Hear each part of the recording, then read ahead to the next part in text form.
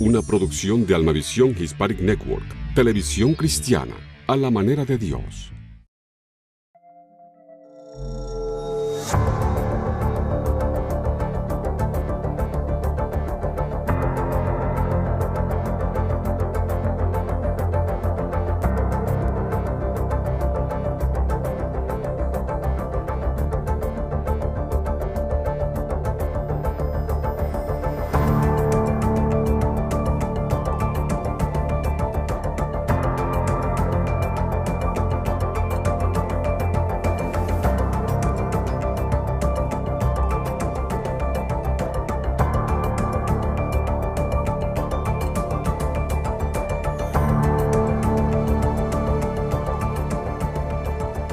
Hola, ¿qué tal amigos? Soy Raquel Reguera. Y yo soy Daniel Beltrán. Bienvenidos a Punto de Encuentro.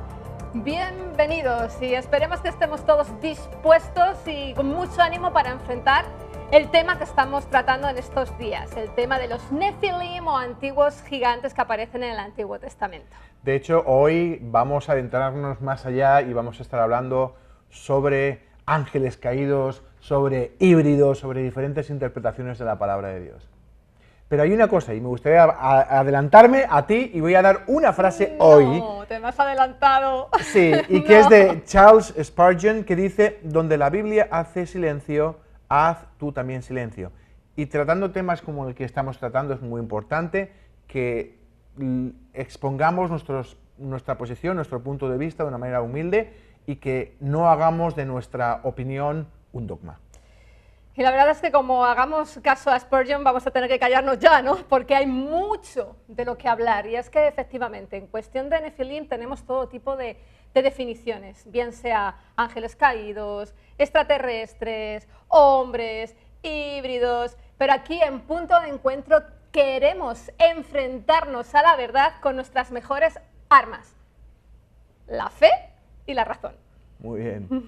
Así que bueno, vamos adelante con el texto que nos has venido ocupando estas semanas. Sí, porque el tema de Nefilim es un tema oscuro, no hay mucha luz ni claridad acerca del concepto, solo aparece en dos versículos dentro del Antiguo Testamento.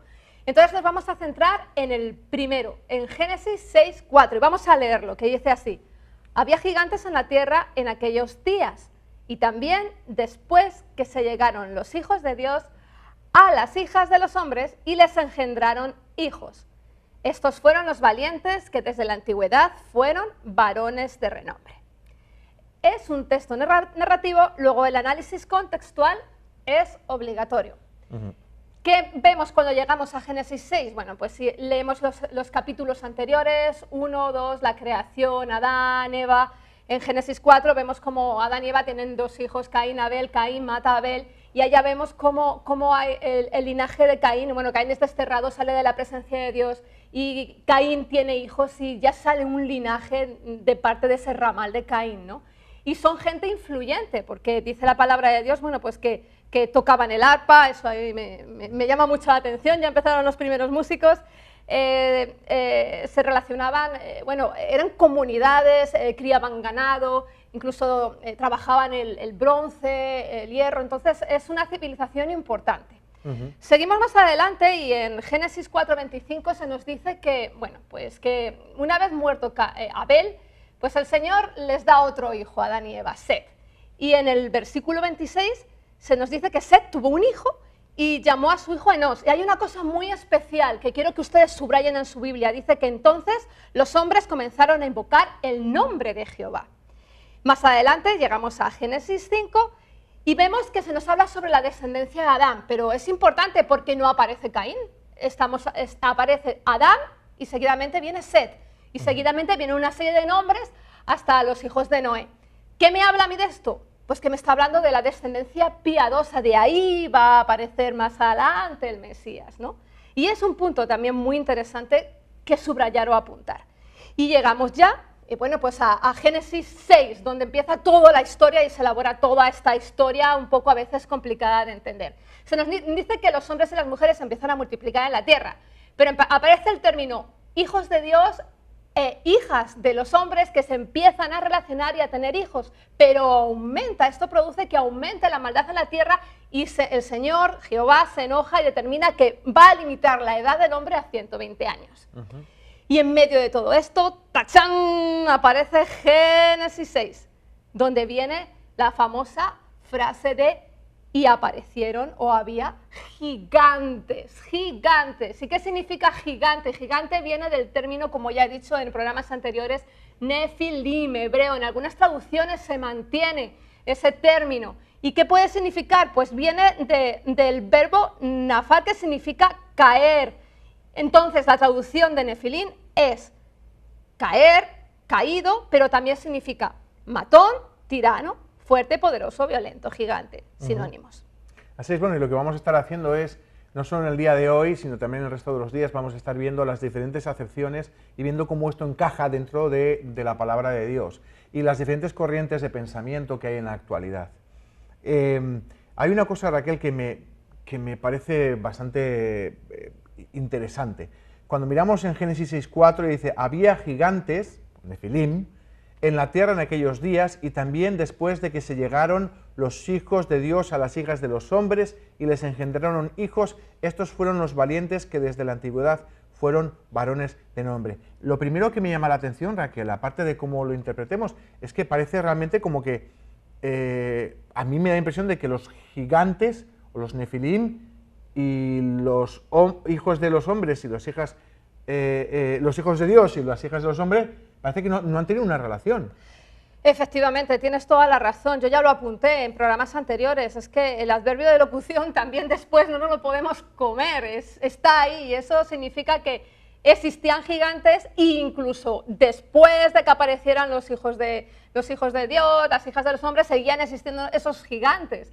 Eso mira, no lo podemos borrar de la palabra de Dios, aunque actualmente en las nuevas traducciones, ya apunté la versión internacional, pero hay otras muy actuales, directamente han quitado esa locución adverbial, no es muy correcto porque en los textos originales aparece, ¿no? Y eso va a determinar mucho cuál va a ser el sentido o el significado de nefilim.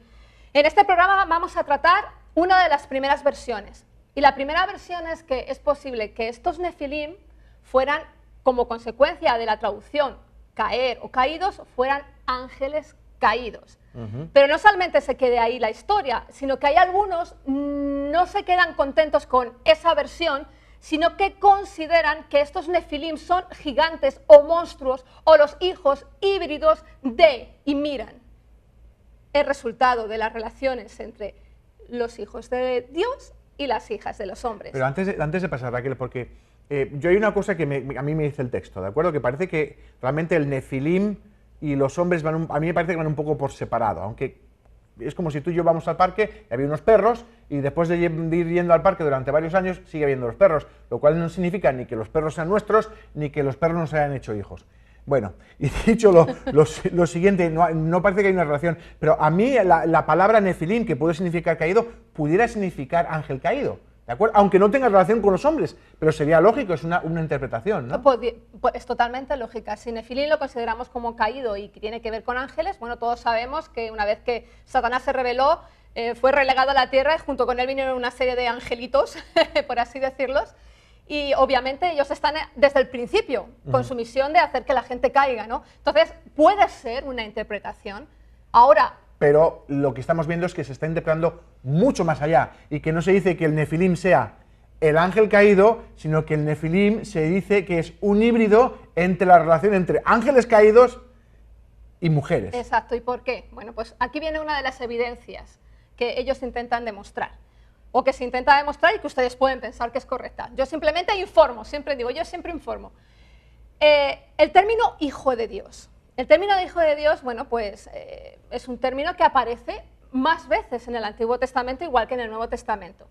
Pero para determinar qué es un ángel caído, según ellos dicen que solo aparece en 4 partes del Antiguo Testamento, en el libro de Job, en los Salmos, ahí se les ponen las notas, pueden ver los versículos que son, y en estos versículos, la palabra original, que es a Elohim bene, en estos versículos se ha traducido como ángeles. Entonces, si lees Job, bueno, pues puedes ver una situación determinada en el cielo donde se presentan una serie de ángeles y junto con ellos Satanás y hablan a Dios, ¿no? Bueno, hasta aquí todo bien. Si lees los Salmos, dices, bueno, ángeles, ahí hay un poco de discrepancia, porque en otros textos o en otras traducciones también se traduce como los hijos de los poderosos, entonces puede dar a entender otro tipo de situación, pero de todas formas, la situación que se nos narra en Salmos es una situación de alabanza y de adoración a Jehová. Entonces, el término de ángel caído a mí personalmente me chirría un poco como teólogo, sí, o intentar ver desde un punto de vista contextual, y ¿sabes qué? Porque en un contexto determinado se haya determinado que sea un ángel, como en el caso de Job, no significa que en otro texto determinado de la Biblia se tenga que traducir como ángel. Esta palabra, Ha Elohim Bene, que aparece, que se ha traducido en Reina Valera del 60, que pensamos que es la versión que más se acerca a las que conocemos a la verdad, que se ha traducido como hijos de Dios. Ellos vienen a decir que realmente los Ha Elohim Bene no son hijos de Dios hombres, sino que son ángeles. La pregunta es, Raquel, y aparte de estos pasajes que ellos nombran, ¿hay pasajes en la Biblia en que se traduzca, en que se refiera a hombres y no a ángeles? Oseas 1:10, por ejemplo, si tienen sus Biblias, lo leen. Aparece el término original Hayel Bene. Bene es lo mismo y significa hijo, ser, criatura. No hay ningún tipo de conexión entre que Bene es solamente ángel. Todo aquello que ha sido creado por Dios, sobre todo en un contexto del Antiguo Testamento, era considerado como criatura de Dios o hijo de Dios, ¿no? Él me dice, no, pero es que en unos aparece en singular y otros aparece en plural. Elohim, él, vamos a ver, él y Elohim se utilizan distintamente en el Antiguo Testamento y siempre significa Dios. O sea, ahí no me puedo agarrar.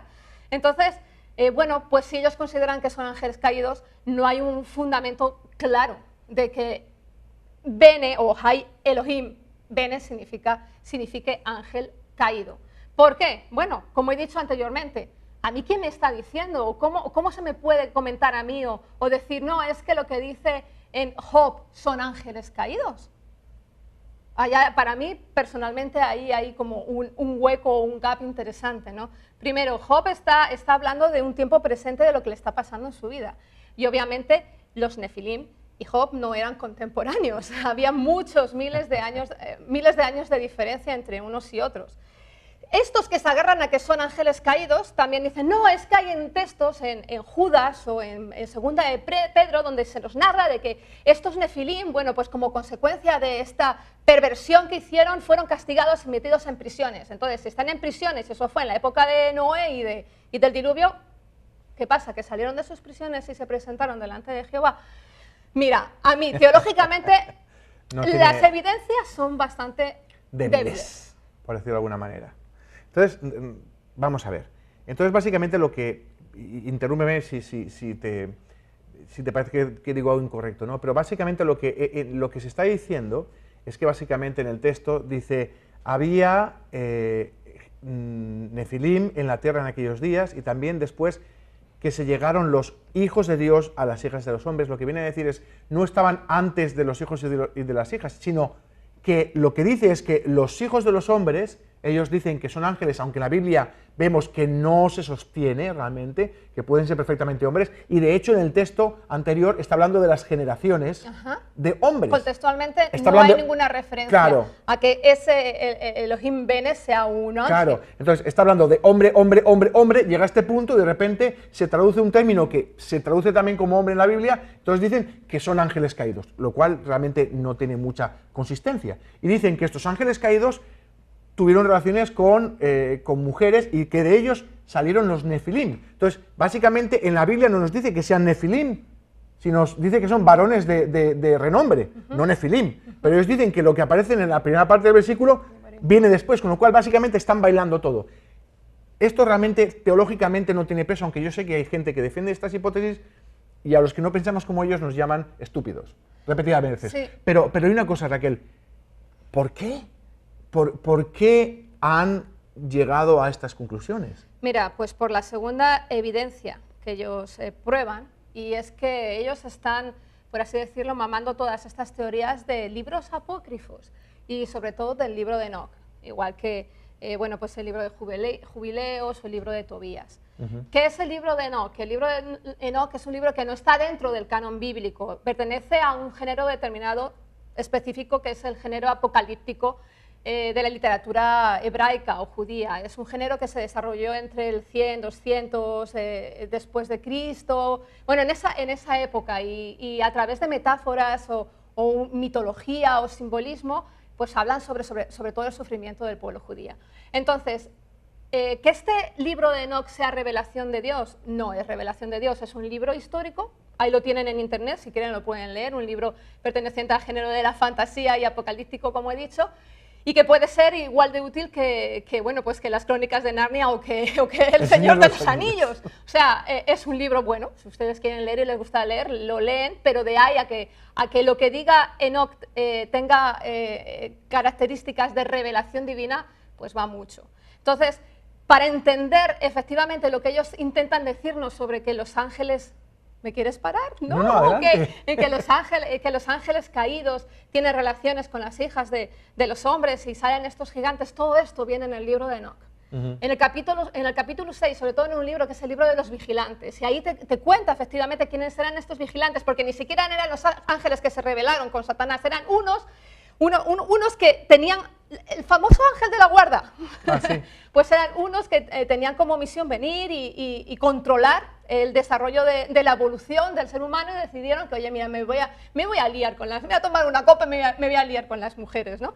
Y de ahí, bueno, es interesante, les invito a que lo lean, pero tengan cuidado porque este libro pertenece al gnosticismo judío, está muy relacionado con la cábala, y ¿saben qué? Es libro de cabecera, atención, para los nuevaeristas, los ufólogos, los conspiranoicos, los ocultistas, los satanistas, los teosofistas, los gnósticos y los luciferinos.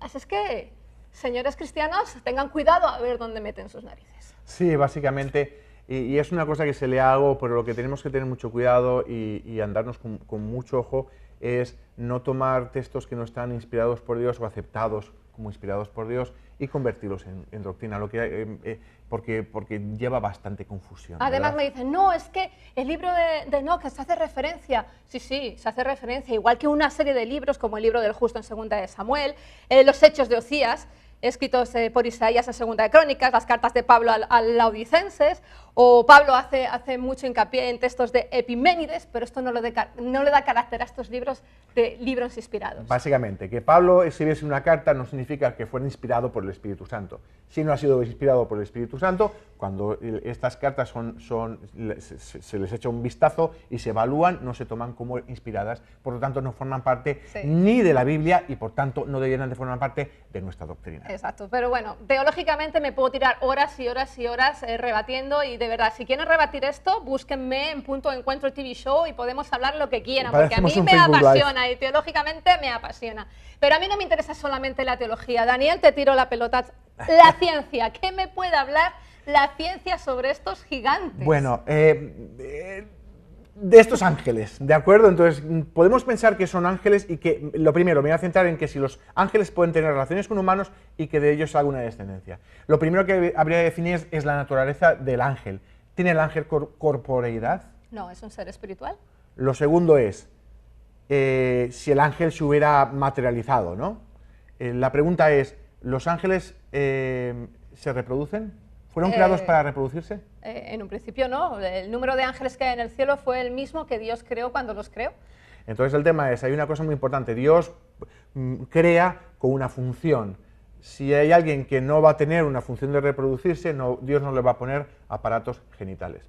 Bien sencillo. ¿Biológicamente? Biológicamente, pues no tiene sentido. Otra pregunta que yo creo que es muy clarificadora es, vamos a ver, el hombre fue creado a la imagen de Dios, y que yo sepa, fue el único creado a la imagen de Dios. Los ángeles no fueron creados a la imagen de Dios. Cuando yo estoy pensando entre dos seres diferentes que van a tener una relación sexual, ¿de acuerdo?, que pueda dar lugar a una descendencia, esto puede ocurrir entre dos seres que están muy cercanos y que tienen una genética muy parecida. Si nosotros hemos sido creados a la imagen de Dios y los ángeles no han sido creados a la imagen de Dios, entonces realmente lo que va a pasar es que no va a haber posibilidad de que se apareen, igual que un perro y un gato no se pueden aparear. Alguien me dijo en internet, no, es que son de la misma familia.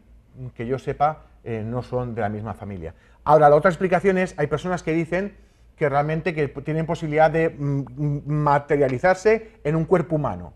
Si se materializan en un cuerpo humano, pero tienen los cromosomas de otra especie, la descendencia no puede tener lugar, ¿de acuerdo? Y si se materializan totalmente en un cuerpo humano con espermatozoides humanos y con genética humana, entonces los hijos no salen híbridos, hubieran salido hombres. Claro. Por lo tanto, en el punto de vista biológico, no tiene pies ni cabeza. Podemos empezar a hacer pues las historias y unas cosas y tal, y darle 50 vueltas, claro. Pero realmente pues no tiene mucha lógica, yo creo que ni siquiera ni teológicamente en este punto. Yo he estado buscando, Raquel, diferentes ministerios que viven de esto, dos fundamentalmente, uno hispano y otro americano. No voy a decir los nombres para no entrar en... Ya empezamos rompiendo ministerios. No rompo ministerios. Pero vamos a ver, es importante que sepamos y busquemos la verdad. ¿De acuerdo? Entonces, ¿qué es lo que hacen ellos? ¿Qué evidencias tienen? Porque yo lo que hago es, bueno, voy a ver a aquellos que me dicen que me muestran las evidencias. A grandes afirmaciones, grandes evidencias. Dame una gran evidencia. Entonces, ellos lo que dicen es lo siguiente, que en las construcciones megalíticas, tanto de incas como en Perú, en Bolivia, o como las pirámides egipcias, dicen que aquello fue hecho por los nefilines. Por estos híbridos, o por los ángeles, que las piedras eran, ¿no? Sí, que las piedras eran muy grandes. Ajá. Y que entonces quien ha hecho realmente y quien ha movido estas piedras han sido los ángeles. Y por ejemplo tenemos un ejemplo de una pared hecha por una pared inca. Por ejemplo, hay construcciones de este tipo preciosas, búscalas en internet en Cuzco, por ejemplo, ¿no? Ahora el problema que a mí me genera esto es el siguiente. Si estos nefilines son antes del diluvio, estamos hablando a lo mejor de 4.000 años antes de Jesús, ¿de acuerdo? O 3.000 años antes de Jesús, si quieres.